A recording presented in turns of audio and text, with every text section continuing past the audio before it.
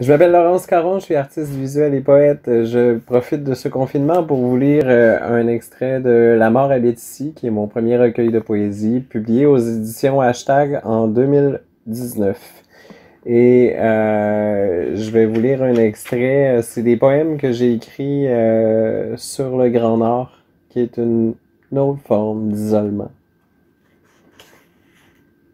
Depuis une semaine, tes yeux sont gorgés de sang. Tu tousses et tu fais 39 de fièvre. De fièvre. Je suis inconsolable. Je réussis à m'endormir après que tu m'aies rassuré. Au pire, on divorcera. On se rassure comme on peut. Au matin, je n'ai jamais été moins certain de vouloir me marier. Ma grand-mère était toujours morte. J'ai fait mes cheveux, mon maquillage. J'ai pris le temps de m'assurer d'avoir quelque chose de neuf, quelque chose de vieux, quelque chose de bleu et quelque chose d'emprunté. J'ai placé nos alliances en jade dans ma poche arrière. Arrivé devant la notaire, je glisse ma main dans ma poche pour sortir les alliances. Il en manque une. Désemparé, je regarde ma mère, elle me dit « Prends la bague de ta grand-mère, comme ça, vous serez toujours un petit peu ensemble, malgré la distance. » Nunavik. Notre terre en Inuktitut. Tout le reste leur est loué, même leur maison.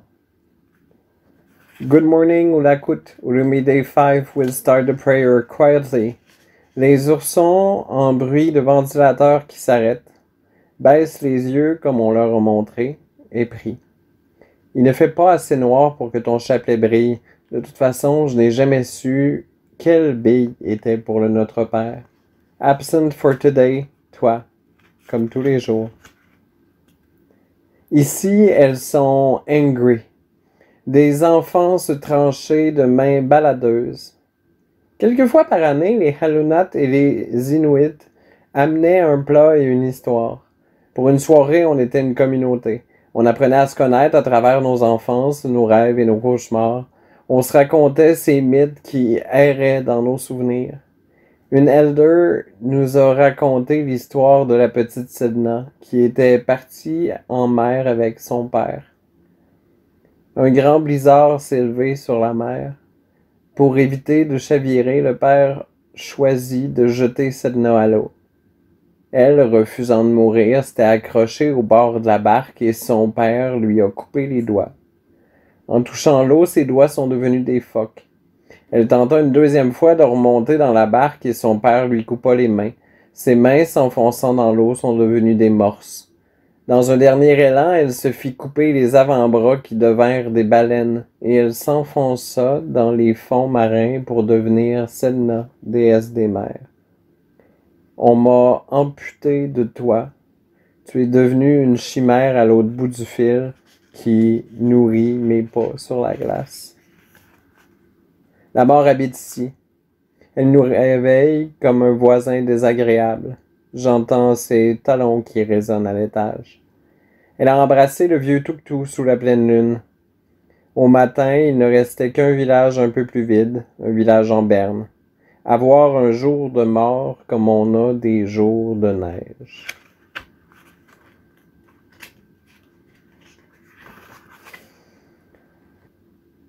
J'ai marché sur la plaine en suivant la rivière jusqu'à voir disparaître les dernières maisons derrière moi. En regardant au loin, le vertige me serrait l'estomac.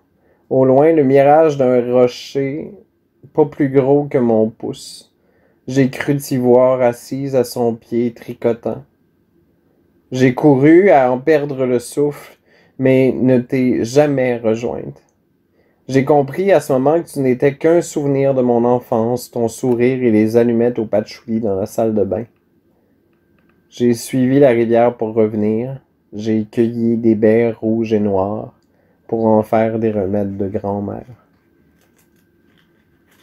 Dans l'instinct des oursons, il y a des cartes topographiques où les routes colorées deviennent grises à force d'oubli. J'ai semé des crayons de cire pour leur éviter de se perdre. La baie turquoise de froid, le soleil brille sous mon poids. Une neige de verre pilé teinte sèchement. Il l'appelle Pukak. Le deuil était à l'école. Il a sculpté une seule mère au visage raidi de pleurs. Jamais on ne pourra oublier l'écho qui nous a serré la gorge pendant plusieurs heures. Les larmes gèlent. Les enfants aussi quand ils s'endorment sur les roches par une nuit froide. La mort habite ici. Elle a trouvé le jeune corbeau qui courait un couteau à la main, laissant des traces rouges sur la neige et l'écho de la détonation qui tape sur les montagnes. Je ne l'ai connu que par ses frères et sœurs, et ils ont pris un jour de mort ce jour-là. Chaque matin, je me dépossède de moi, j'enfile un costume de dude low-key gay, puis mes lunettes de ski, et je marche jusqu'à l'école. Chaque jour, au retour du travail, je retire la peau de mon visage et la suspends sur un crochet dans l'entrée. Derrière lui, il y a Laurence, que tu connais, mon amour, la chair que tu as créée, Carmen. J'ai hérité de tes pommettes, je les farde, c'est ce qu'il me reste de toi. Chaque soir, je t'appelle. Un bleu violacé embrasse avec timidité la lumière ocre. Crier face dans le vent, la brunante sur mes pas dans la neige. Quelques luxes suffisent quand on demande un miracle. Merci, Carmen.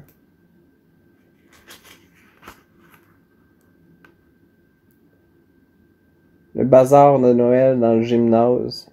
On sort les objets perdus, les petits tapis, les sculptures de phoques, les boucles d'oreilles. On vient magasiner les cadeaux dans une friperie à espoir.